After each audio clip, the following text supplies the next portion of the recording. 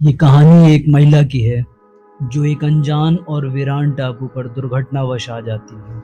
उसे जल्द ही पता चल जाता है कि पानी से निकलकर एक खौफनाक क्रिएचर लोगों को मारकर समुद्र की गहराइयों में खींच ले जाता है। वो अपनी आखिरी सांस तक उससे लड़ती है और अपनी जान बचाती है।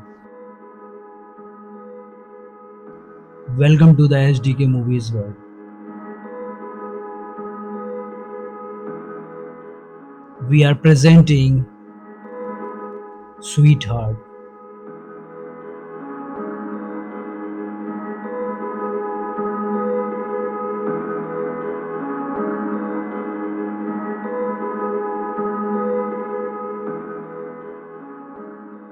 मूवी की शुरुआत एक जेन नाम की औरत से होती है जिसे हम एक वीरान टापू पर समुद्र के किनारे बेहोश देखते हैं।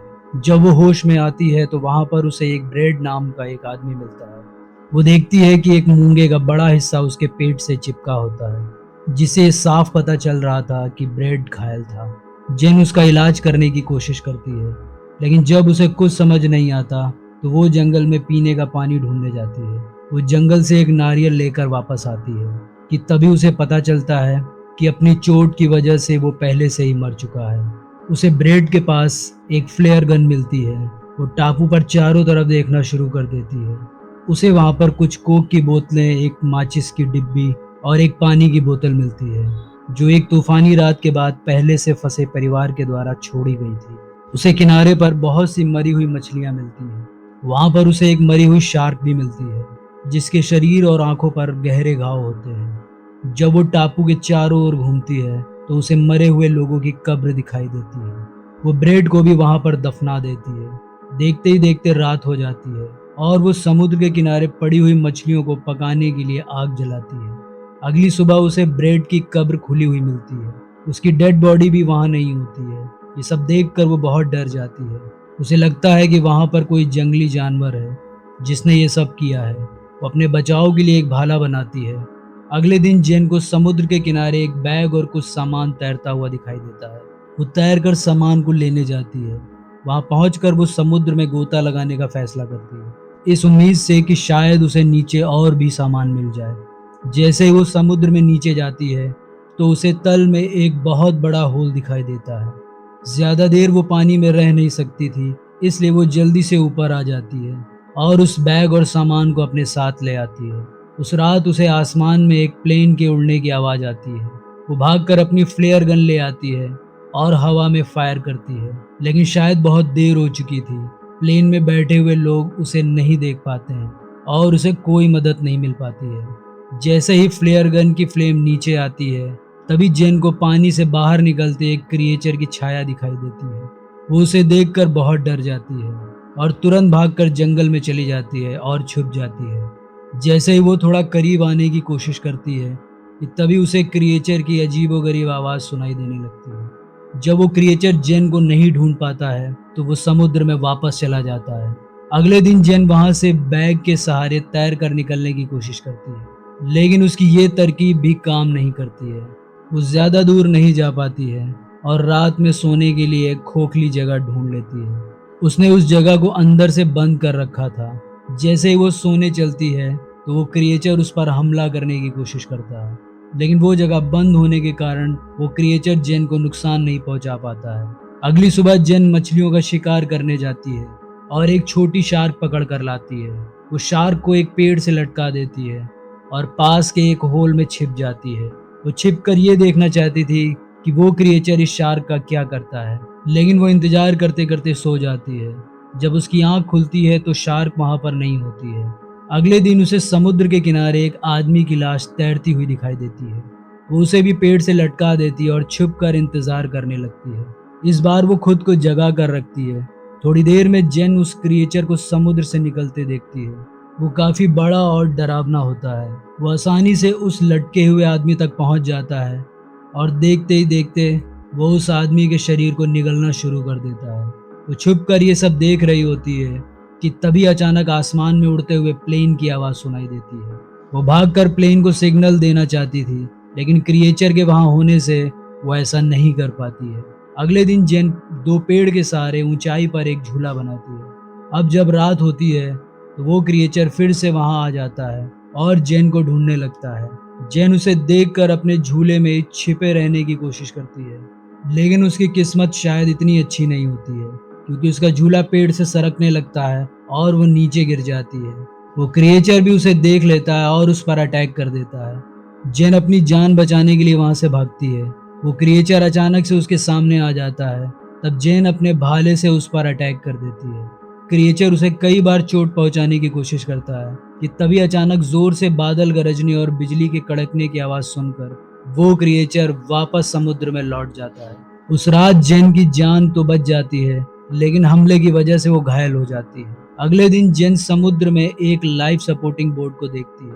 वो तुरंत तैरकर उसके पास जाती है। वहां जाकर वो देखती है कि उसका बॉयफ्रेंड लूकस और ब्रैड की गर्लफ्रेंड मिया उस बोट में होते हैं। जेन उन्हें अपने साथ किनारे पर ले आती है और उन्हें बचा हुआ खाने पीने का सामान भी देती है। इसके बाद जेन उसे कहती है कि हमें जितना जल्दी हो सके यहाँ से निकलना होगा। जब वो लोग कहते हैं कि हम इस लाइफ सपोर्टिंग बोर्ड के सहारे नहीं निकल सकते हैं, तब जेन उन्हें उस क्रिएचर के बारे में बताती है और कहती है कि यहाँ पर हम सब की जान को खतरा है। साथ ही जेन मिया को ब्रेड की मौत की खबर भी सुनाती है। ये सुनकर मिया बहुत अपसेट हो जाती है। उन दोनों को लगता है कि शायद जेन के साथ जो कुछ हुआ है उसकी वजह से वो मेंटल डिस्टर्ब है, इसलिए ऐसी बातें कर रही है। वो दोनों जेन से ये कहते हुए मना कर देते हैं कि वो बहुत थके हुए हैं और आराम करना चाहते हैं, इसलिए अगले दिन निकलने का फैसला करते हैं। जेन उन दोनों को बारी बारी समझाने की कोशिश करती है, लेकिन वो दोनों नहीं मानते हैं। तब जेन वहां से अकेले भागने का फैसला करती है। थोड़ी देर बाद मिया और ल्यूकस बात कर रहे होते हैं। तब जेन चुपके से लाइफ सपोर्टिंग बोर्ड पर जरूरत का सामान रखकर ढकेलती हुई पानी में ले जाने लगती है कि तभी अचानक मिया की नजर उस पर पड़ती है। दोनों भागकर जेन को वहां से जाने से रोकने लगते हैं। लूकस उसे रोकने की बहुत कोशिश करता है, लेकिन फिर भी वो वहां से भागने की कोशिश करती रहती है कि तभी अचानक मिया बोट का पैडल जेन के सिर पर दे मारती है, जिससे वो बेहोश हो जाती है। रात में जब उसे होश आता है तो वो खुद को पेड़ से बंधा पाती है। मिया उसे चोट पहुंचाने के लिए माफी मांगती है और उसे शांत रहने के लिए कहती है, लेकिन जेन किसी भी तरह वहां से निकलना चाहती थी। लूकस एक बार फिर से जेन से अकेले में बात करने की कोशिश करता है। वो मिया को वहां से थोड़ी देर के लिए जाने को कहता है। दोनों एक दूसरे से बहस करने लगते हैं। लूकस जेन पर चिल्लाने लगता है और कहता है कि जिस क्रिएचर की वो बात कर रही है ऐसा कुछ भी नहीं है, और साथ ही उसे शिप में खोए हुए सभी दोस्तों के बारे में बताता है। जेन कहती है कि उसे किसी की भी परवाह नहीं है, वो बस यहाँ से निकलना चाहती है। दोनों आपस में बातें कर ही रहे होते हैं कि उन्हें मिया के चिल्लाने की आवाज़ सुनाई देती है। लूकस एक जलती हुई लकड़ी लेकर मिया की तरफ भागता है। तभी उसका सामना उस क्रिएचर से होता है। उस क्रिएचर ने मिया को हाथ में उठाया होता है। लूकस उस जलती हुई लकड़ी से उस क्रिएचर पर अटैक करता है, लेकिन उस क्रिएचर के एक वार से वो दूर जाकर गिरता है। जेन भी किसी तरह अपनी बंधी हुई रस्सी को तोड़कर मिया की तरफ दौड़ती है, लेकिन जब तक वो उसे बचा पाती, वो क्रिएचर मिया को समुद्र में खींच ले जाता है। अगली सुबह लूकस जेन की बात मानकर वहां से निकलने के लिए राजी हो जाता है। वो लोग कुछ मछलियों को पकाकर अपने साथ रख लेते हैं और उस लाइफ सपोर्टिंग बोट के सहारे जाने लगते हैं। वो लोग अभी कुछ दूर ही समुद्र में आगे बढ़े थे कि अचानक वो क्रिएचर उन पर फिर से हमला कर देता है। वो क्रिएचर लाइफ सपोर्टिंग बोट के निचले हिस्से को डैमेज कर देता है। वो लोग फ्लेयर गन से उस पर हमला करते हैं, जिससे वो भागकर नीचे चला जाता है। थोड़ी देर बाद वो अचानक ऊपर आकर जेन को नीचे से पानी में खींच लेता है। वो जेन को खींचकर समुद्र के उस होल तक ले जाने लगता है कि तभी अचानक जेन अपने पॉकेट से एक चाकू निकालकर उस क्रिएचर के शरीर पर घूम देती है, जिससे वो जेन को छोड़कर भागने लगता है। अब लूकस जेन की जान बचाने के लिए पानी में कूदता है कि तभी उस क्रिएचर की नज़र लूकस पर पड़ जाती है और वो उसे पकड़कर समुद्र के नीचे उस होल तक लेके चला जाता है। जेन वापस तैरकर किनारे पर आ जाती है और किसी तरह बुझती हुई आग को फिर से जलाती है। अब बाहर आकर उसके पास कोई ऑप्शन नहीं है, इसलिए वो उस क्रिएचर से लड़ने की तैयारी शुरू कर देती है। वो बहुत सारे भाले बनाती है और आग का एक जाल बिछाती है और हर दिन अपनी दिनचर्या को एक डायरी में लिखने लगी। अब जैसे ही रात होती है वो क्रिएचर फिर से वहां आ जाता है, लेकिन इस बार वो जेन के बिछाए हुए जाल में फंस जाता है। जेन उसे आग के घेरे में ले जाती है और उस पर एक के बाद एक पत्थर, लकड़ी और चाकू से अटैक करती रहती है।